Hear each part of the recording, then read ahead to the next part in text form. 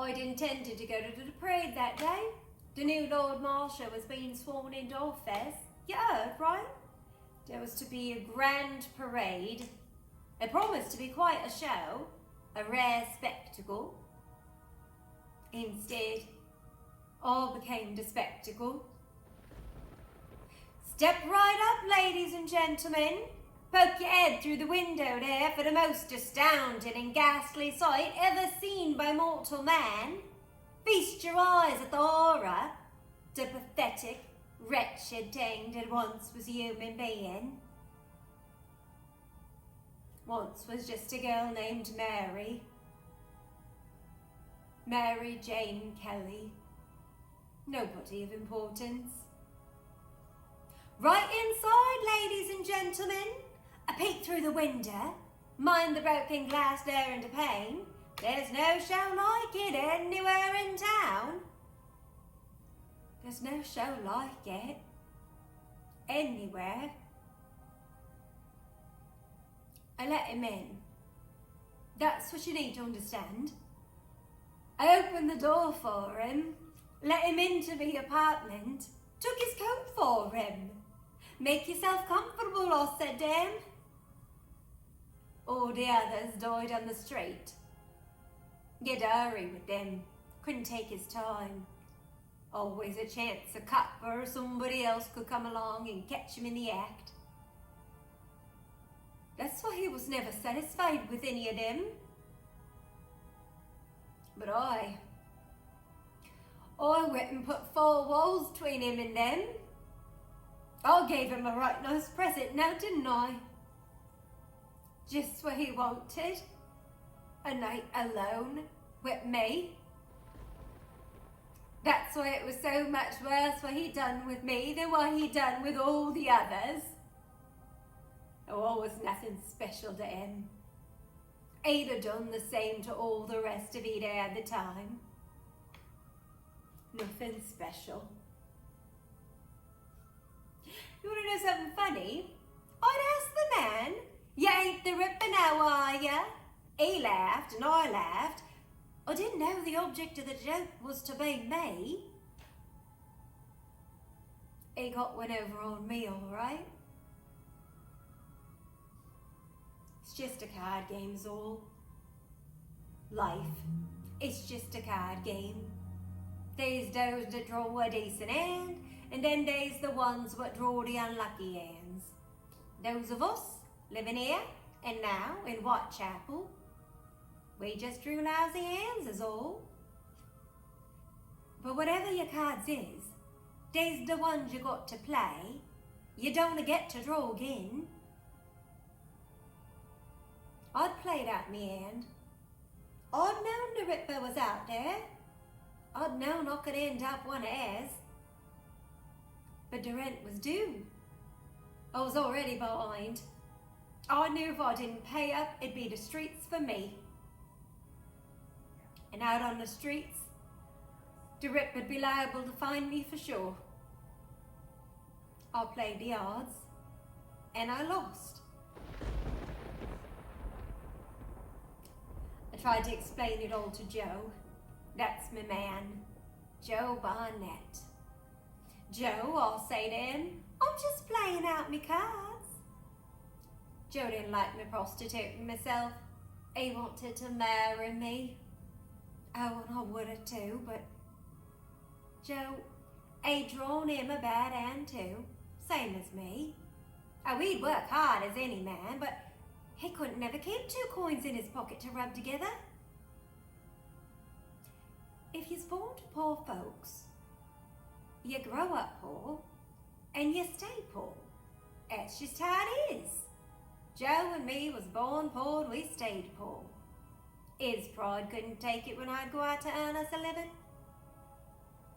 Oh, but if he'd have been a wealthy man, if either him or me had drawn better cards, we'd have been married, had us a nice home, and a whole mess of kids. But them wasn't our cards. Joe, He was mad too, real mad, because I'd brought Alice home to stay with us. It's true enough, our room in Miller's Court wasn't big enough for one person, much less three, but she didn't have nowhere else to go, and what with it not safe out because of the Ripper. Yeah, how's that for some irony? I was worried about Alice getting killed by the Ripper. I couldn't stand the thought of her out there on the streets. Plus it had gotten cold, real cold. I couldn't let her freeze to death or get took by the Ripper. I think Joe didn't like Alice much because she was always wanting me to go out with her when she was working. I don't know. Joey packed up and left on October 30th. Even when Alice found herself some man to stay with a couple days later, Joe didn't come home. Said he wasn't gonna come home less than I promised to quit prostituting myself. He didn't stop caring for me though. He came to see me the night I met the Ripper. The evening of November 8th, I mean. He said he'd been out of work and he was sorry he didn't have no money for me. There was tears in his eyes when he told me that. I told him not to worry about that, and that I loved him and I missed him.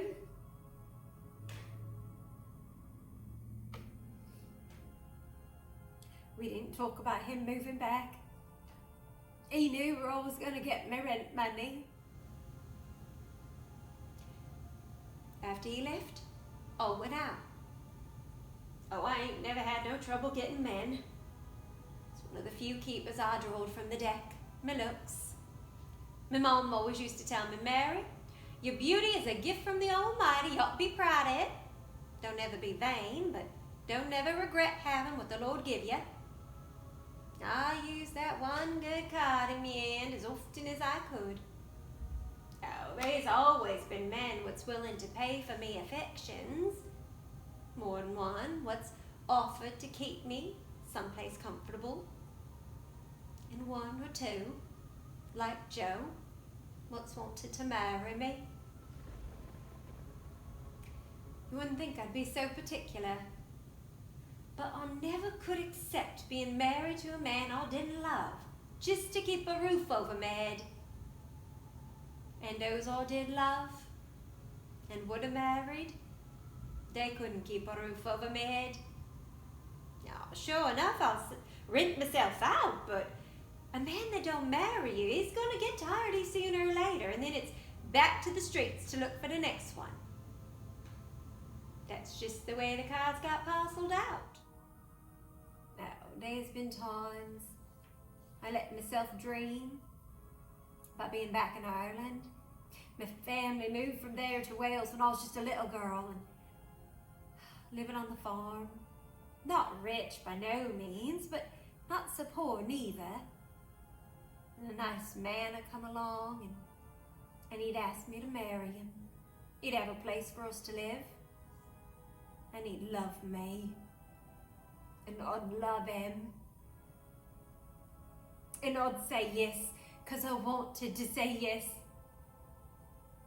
We'd be married and have us a family.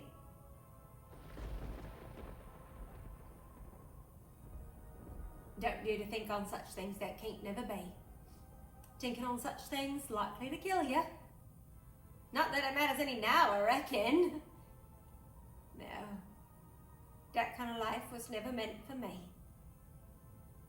Ain't the cards I drawed.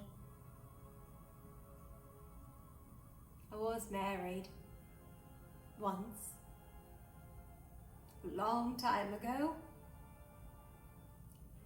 I was 16 on my wedding day, 18 when he died. Never has been a man since I wanted to marry, except maybe for Joe. I met Joe a little over a year ago, and we decided on the night we met to move in together. I think, truthfully, he'd have proposed to me that night if he'd had the nerve. He's a sweet man, me Joe. Deserved better than the lot he drew.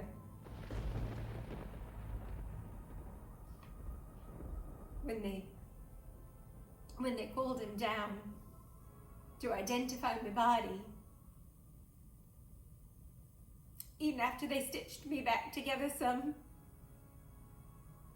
he said he could only recognize me by my hair and my eyes. He said my eyes were still the same.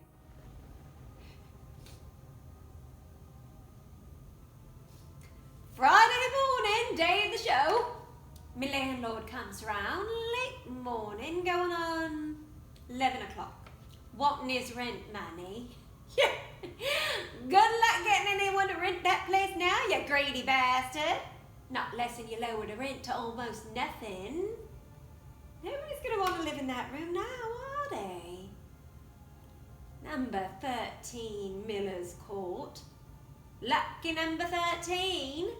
Scene of the worst abomination e'er to curse the eyes of civilized man. It's funny. There was a handbill plastered to the wall outside my room, offering a reward for the capture of Jack the Ripper. Been there for weeks. So my landlord, he knocks on the door, don't get no answer, so he walks round to the window. A couple of the panes is broken, I did that. Joe and me was having an argument. I threw one of his boots and accidentally broke the glass. Joe, he hung up his coat as a curtain to keep the cold out. I told you it had gotten cold. My landlord pauses beside the curtain, takes a peek inside. He thought I was in there, but was hiding because I didn't have my rent money. I was in there, all right. What was left of me.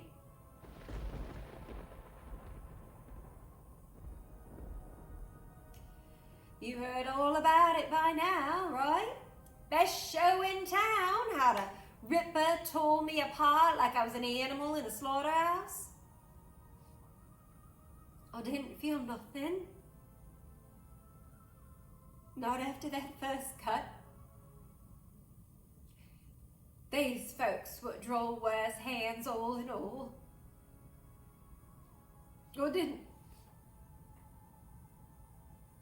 Or didn't suffer much. At least there's that.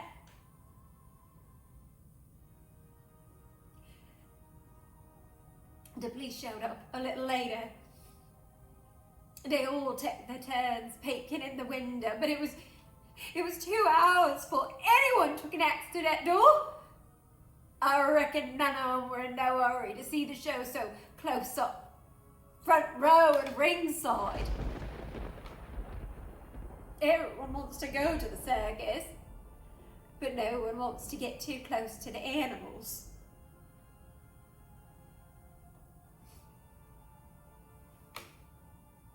So that's it. That's my story. I'm sorry if you wanted more. I can't tell you the Ripper's name because he never told me. And I can't transcribe for you each and every cut what he done to me. Because I wasn't there then. I was gone by that point. So that's it. I drawed the cards I drawed. And I played out my hand. And it all ended in that cramped little room in Miller's Court. In November 1888, the night I held the door open for Jack the Ripper. Now if you want to know why we all drew the cards we drew, why it all had to end the way it did for all of us, is women. The women of Whitechapel.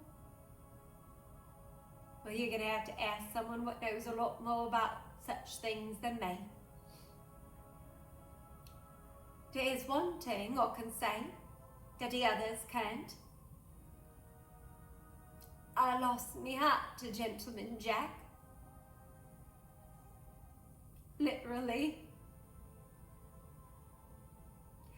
He took it with him when he left.